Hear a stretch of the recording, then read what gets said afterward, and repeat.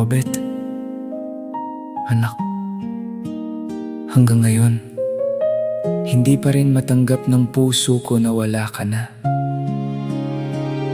Araw-araw akong nagigising, umaasang maririnig ko ulit ang boses mo.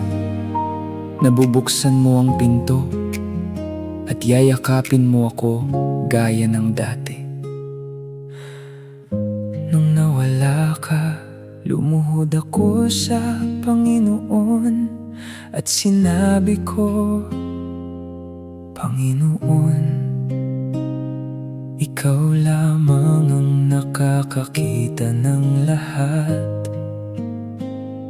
Bigyan mo po ng kaliwanagan ang isip ng bawat taong may nalalaman. Bigyan mo kami ng lakas na maghintay at sa iyong tamang panahon manaigang katotohanan at ang katarungan.